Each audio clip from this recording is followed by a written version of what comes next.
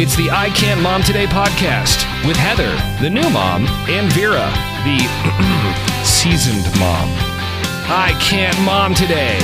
Hey, this is I Can't Mom Today podcast with me, Heather, and Vera. Hey.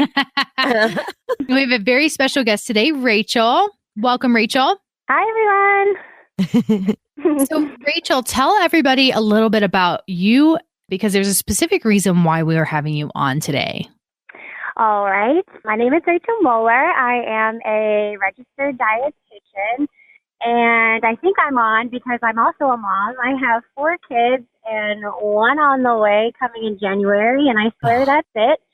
And my husband and I also work full time, so we get it. It's busy, right? Yeah, you're amazing. You're so much a better woman than I am. I could not imagine having 5 kids.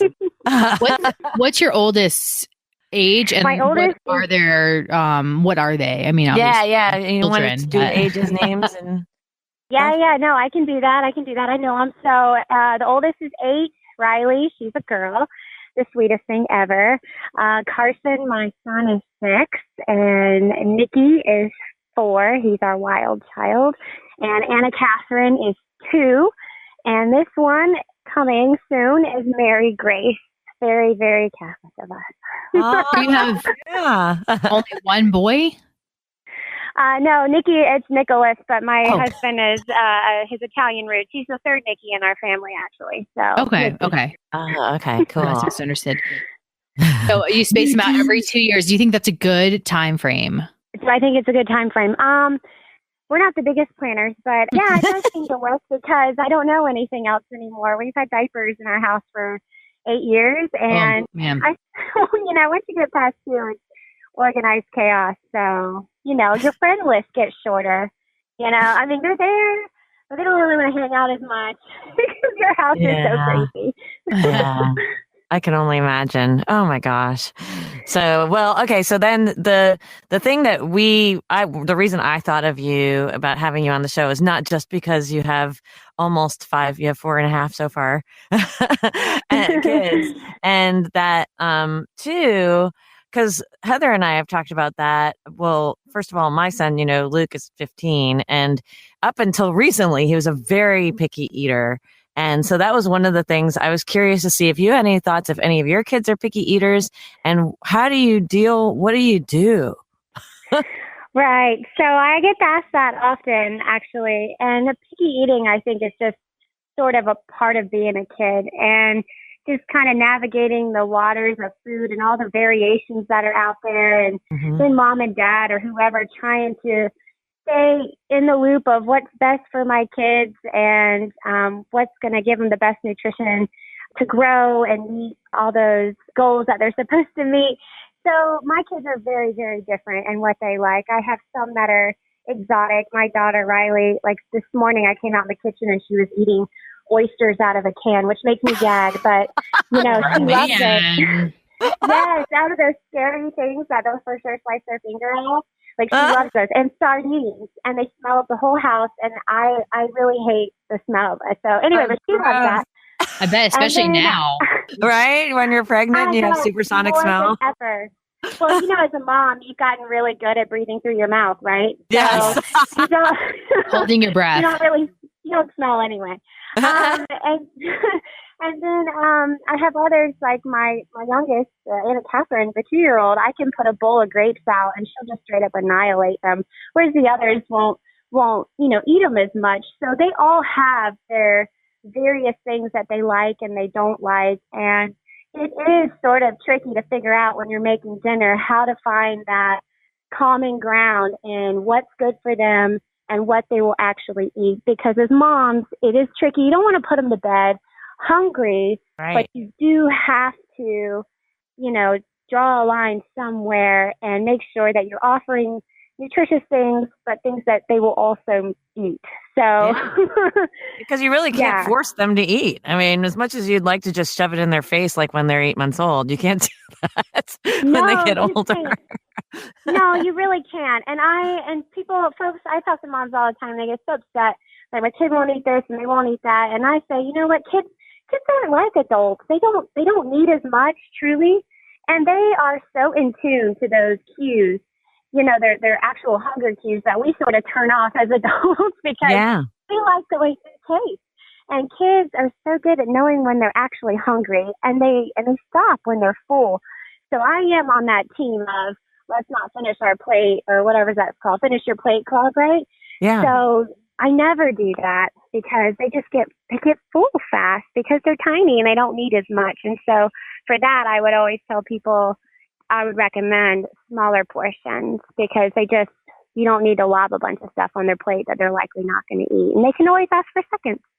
That's true. And I remember when Luke was little. Now, of course, he's 15, so he eats like everything and all of it and lots of it. But when he was younger and we'd take him to restaurants and I'd get a quote unquote kids meal, and it would be like a mountain of food, and you'd put it in front of him. You could barely see his face behind the food. It's crazy. Restaurants are behind the game, no doubt. Restaurants are behind. There are some that have stepped up and really done a better job in providing more of a variety. But restaurants, too, cater to the chicken and nugget, mac and cheese world, which is easy, of course. But I think our kids, they can do better than that. They're capable of eating good things if you put it in front of them. So what are some of your go-to things that maybe you can get at least the majority of your family to eat that are healthy and easy, obviously?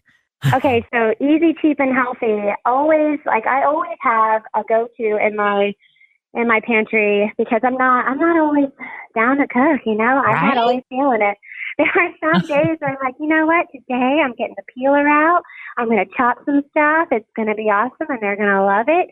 And then other days are like, I'm going to boil this whole box of whole grain pasta, and I'm going to put some olive oil or butter and some Parmesan, and they will also love that. Oh, that's so funny. Luke lived on that. Basically, when he was little, that was his favorite meal. You know what, though? And if you do the whole grain or brown rice or whatever, it really isn't a bad choice. And it's inexpensive. It's easy to prepare.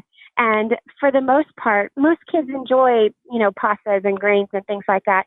And you can even get crazy and do fun stuff like quinoa and things like that. My kids love quinoa, and who would know if I could never offer it to them, Yeah. So what brand do you recommend? Because I've tried different whole grain pasta brands, and some are better than others. There are, and you can trial and error, and I think everybody knows you can always go into a Publix or some wherever you shop and find some sort of BOGO on pastas, but not all pasta is created equal. And also whole grain and whole wheat, people know, the marketing folks know that people are looking for brown stuff, right? Brown pastas, because we've been told it's good for us. But you do need to be careful and turn it over and look at the ingredient list, because the ingredient list is the one thing on packaging that really has to tell the truth, right? So you have to look for whole grains or whole wheat. And that ingredient list is, it's listed by weight. So they put what has the most of that product first and then on down. So most people hate shopping with me because I read everything. But I would trial and error pastas until you find one that works best for your family. Cool. With these edamame pastas. So I've only sampled those at conferences that I've been to, and I kind of dig them. But, that's going to be – I'm glad you said that, because texture is a huge thing for kids. Yeah. And I wrote that down as a note today to mention, because that is a hill that not everybody needs to die on. No. So texture for kids is everything. So for what was I thinking of? Broccoli. So I found that if I roast broccoli and I get it a little crispy, the kids dig that. But if you parboil it or overcook it, boil it in water and it gets really mushy, they don't like that. And it's good because you boil out all the nutrients anyway. Yeah, that's good. Okay, my son Baker is the most odd probably child as far as food goes, because he loves broccoli boiled, he loves salmon, he loves edamame peas. It's just the weirdest thing. No, that's good. That's good. No, I know, but most people are oh, my kid only likes chicken nuggets or whatever. But no, he's he has such an advanced palate, I feel like. Yeah. Yeah, well, then what did you do, though? What do you think that you did differently to achieve an advanced palate? Nothing, literally nothing. We just put everything in front of him. We're like, here you go, here you go, here you go. And then he just No, but that's huge. gravitated. That is huge. And that's another note I wrote down today to share is don't get into the habit of creating a separate meal for your kids, because then you're double the work and then you set yourself up for failure later, because you're more than likely probably cooking yourself better things or more nutritious things that you think your kids won't like. And so you go out and then you do the chicken nuggets and the mac and cheese and the hot dogs because you know they'll eat it. But in retrospect, they might have eaten the salmon that you made, like your son, you know? Yeah. No, that's a really, well, what happened to me too, because I was a single mom and working all the time. And, Luke, I tried, like I would pack when he started, I originally had him in like a home care situation, but I had to switch him to a daycare because of my work. And I got so mad because I got up early, made him like, I would give him those like Morningstar Farms, like fake chicken nuggets, but I figured they were kind of healthier. Or I would like roll up real pieces of like boar's head turkey and make little like rolls with that, like trying to give him something that was nutritious, but still fun to eat. And I would send him to the daycare with that. I walked in and went to pick him up. And the girl that, was in charge of his classroom was sitting there feeding him McDonald's French fries. What? And I was so mad. And unfortunately, I'm learning as I get older, and I'm in therapy for this, to be more assertive. And at the time I was young, and I was in a hurry and exhausted and I didn't say anything. But looking back, I'm so mad at myself that I didn't say anything, because I'd worked so hard not to give him too much candy, not to expose him to French fries, not to, and here he is at the daycare. Like, do you have any suggestions? Like, when your kid starts to get out into the world and people start saying, "Oh, do you want some candy? Do you want this?" And you're like, don't stuff my kid filled with junk, I think it's inevitable that, when they go off to school and they go to birthday parties and even a grandma's house, they're going to be exposed and offered, sweet treats and things that you would probably not serve them at home. So the way I operate is I try to set my expectations for the house, and what I like to serve them, knowing that they're going to have those other sweet treats and junk food more often outside of the house. I practice moderation, and I'm probably happier for it, because you just can't set unrealistic goals, because they're going to have the cupcake to celebrate their friend's birthday in class. They're going to have a pizza party because they were all acting right in line at school, or, whatever it is. And you just got to teach them how to make good decisions for the most part. My kids, okay, so here's what we do. We're at Publix, right? And we're all shopping and it's a hot mess. I hope you never see it. And they're like, okay, can I get, my friend had these fruit roll-ups and all this stuff. And they look at me and they're like, I know, sugar garbage. So I always say to them, sugar garbage, no. So I don't have it in my house. So I feel good that, okay, they don't get it all day long at my house, but when they go outside of the house, yes, they're gonna have it, and that's just part of being a kid. Yeah, I think that's a really good philosophy, the moderation philosophy. I think that really is a good idea, like you said, because then it's like, yeah, I can have it. Because sometimes, it's human nature. If you can't have something, then you want lots of it and you want to go bananas on it, Yeah. So I think that's a really, really good philosophy to have. And it's funny too, because I was thinking about when Luke was little and he stayed with my mother for the first time for a weekend. I think, Heather, you've heard this story before. And so, staying at Omi's house, which is, German for like Grammy. And so he's at Omi's house. So I talked to my mom and she's like, I don't know what's wrong. He won't go to sleep.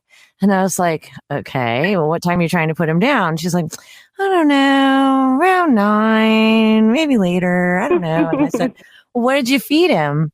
What do you have for dinner? Like maybe what he ate was keeping him awake. She's like, well, he really wanted pancakes. So I was like, so you gave him pancakes for dinner? And she's like, yeah. And I said, well, so what did he have for lunch? Pancakes. What did he have for breakfast? pancakes. It's like, Mom, pancakes all day long. No wonder He why was the getting kid ready won't go for to a sleep. marathon. I know, right? He was carb loading. That's right. He was carb loading. Like, no wonder why the kid won't go to sleep. He's filled with carbs and sugar. And That's part of the fun of going to grandma's, though. Exactly. So, yeah, he knows he's not going to come home and eat pancakes all day long, but Lord knows he can get away with it with Omi. So that wasn't his first question when he got home. Can we have pancakes? It was. Absolutely. Yes. So, Mommy, can you make pancakes? I was like, first of all, I don't like pancakes, so I don't even know how to make them. So you're on your own, kid. But Heather, you had and something come up now with Baker with eating. What was it? Do you want to ask Rachel? Yeah, this morning, funny enough, his teacher in his classroom had said that, he doesn't eat a lot for a 1-year-old, and then he eats very little, and maybe it's just that, because he's been really cranky the last few days, and she's like, maybe he's all just constantly hungry. And I'm like, so that it goes to question, like, how much should he be getting as a 1-year-old? Right. So, I would probably have several other questions for her. Like she already told you, I guess it's been going on for a couple of weeks. If you had concerns as yourself, Mom, about, or you were noticing some of the same things, well, have you been noticing some of the same things at home? Yes, but my thought is because he has 2 molars that have been coming in for, I'm not kidding you, months. And so I feel like it's just like I feel like it's that he's not eating because of that. Yeah. He's just not feeling well. That's a plausible theory, because when those molars come in, from experience, they just don't, and rightfully so, eating does not sound like the best activity to do because it hurts. Yeah. And so you may just need to change for a little bit. And it's trial and error at one, because they're also not great at articulating why they're not eating. Is it because I feel constipated? Is it because my teeth hurt? Is it because I'm just not hungry? 1-year-olds, little kids it's very fickle, because there's a million things that it could be. But as long as they're eating something and you're not seeing significant drops in weight, then I would just, trial and error. So maybe in this case, if you think it's molars, which I think is a very good guess, change the consistency of his food, right? So maybe try softer foods to see if that helps with what he's eating. And I would find out what they're serving at school. Oh, we have to, we're not that kind of school. We have to bring our own food. Oh, right. All right. So I got lucky on that one at high school. So, yeah. Things that you're sending, that makes a difference. But I would watch his weight. If you start to see a significant loss in weight, then you may want to take him to a pediatrician and have them monitor it and see if it truly is an issue. Yeah, he's been on the same growth curve or whatever since birth. He's in the 75th percentile on weight. Yeah. So it's not like he's dropping any. Yeah, then I wouldn't. Weight is one of the factors that you can, things that you can watch to really see if they're just losing pounds and pounds, and yeah, I would say that's an issue. But if they're having sore teeth, then no, they're not. They're not fired up about eating. But maybe switch up and see if you can offer some softer foods and see if that helps. Yeah, yogurt's usually his go-to, and then we still have some of those pouches, so the little pureed pouches. So he sucks those down. They had those when Luke was little, man. Oh my gosh, God love those things. You throw them in your bag and go. And now they've even come so far, man. They've got vegetables, they've got protein, mixed vegetables, organic ones. So if you want to make sure you don't have a bunch of garbage in it, those are so nice. I love those things. Man, I would have loved those things when Luke was little, but unfortunately they didn't have them 15 years ago. So I was going to make my own, but you know how that goes. Well, Heather's a little bit more ambitious than I am. There's no way I would be like, if I can't buy it already done, forget about it. Yeah, no. We wound up just buying them. So Heather. Oh, sorry. I was going to say, ask them to keep record of what he's eating. And so you can kind of monitor that over time as well and see if there's any true fluctuation in there. That's the only way. A food diary, that goes for any for that matter, to see if there's really any fluctuation in what he's eating. Yeah. That is, I mean, it's like when they're really little and you totally keep track of like how much they're pooping. And Yeah. I was like, I never thought that I would be like keeping track of somebody else's poop. Like, it's so weird. It was so foreign to me when Luke was like, Mhm. how many Yeah. times does he poop? How many times does he pee? How many? I'm like, oh my gosh, I can't believe I'm doing this. So many. I know. I do have another question. Oh, yeah. Just being that so we're moving off of like formula and breast milk to whole milk, and he's still on formula a little bit because he doesn't like cold milk. So, and he's not patient enough to wait for the milk to warm. I was reading somewhere else that like by age 2, they should be down to only 8 ounces of milk a day. Is that something that you would recommend, or? So What? there again, I would practice moderation. When you're switching from formula / breast milk to whole milk, then moving on to the lower fat milk, which there's a million opinions on the fat content of milk. I really think it's all in, what's best for your kid and what they like, especially during the transition time. I would say at mealtime is when you want to focus on having milk or adding milk, and then to make sure you're not overdoing it, because milk is caloric, especially when you're talking about whole milk. I would keep that out of your snack time period so they don't overdo it with milk there, and they keep it only, breakfast, lunch, and dinner if you can.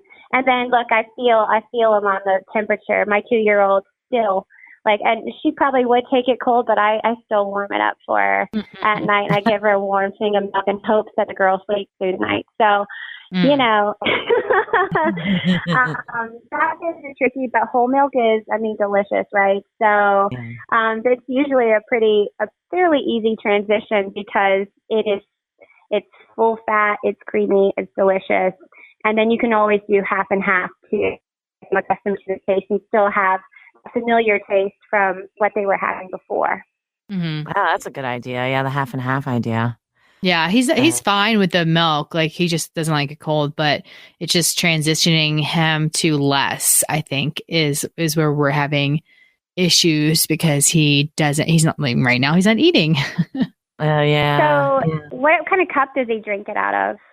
Well, we're still on bottle, but he has a few different sippy cups. He'll use like just the cheapy, like snap-on top that, is like, I think it's like you toss get like 5 in a pack. Yeah. They're awesome. Yeah. He has those. He has a strawed one that he uses sometimes. It's an Advent one. So I would say a couple things. I would give him his food first, let him start eating, and maybe halfway through the meal, then give him his milk, because at that point he's going to be halfway full, right, with whatever he's eating, versus pounding his milk. So I do that. I stack 4 paper plates on the counter, and you can.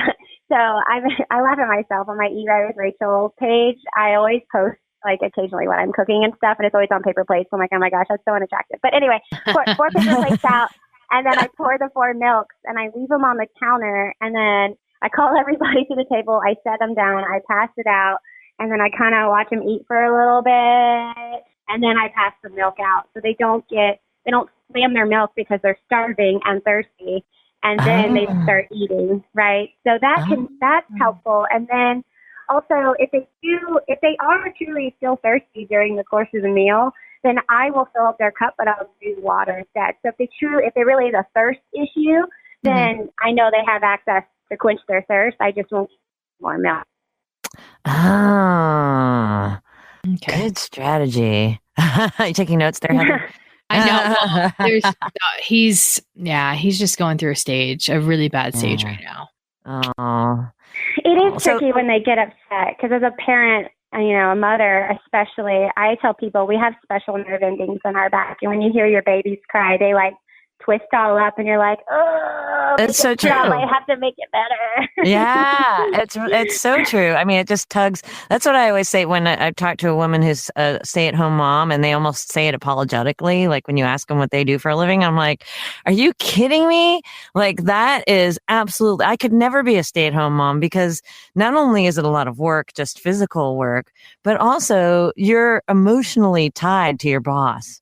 You know, like. Day long. More power to them. It's not, I mean, I do when I, like you, and folks tell me they're staying home moms, like, God bless you. Yeah. I'm not cut out for that. I'm really not. I don't think so. I would if I had to, of course. I just don't think so. That's not for me.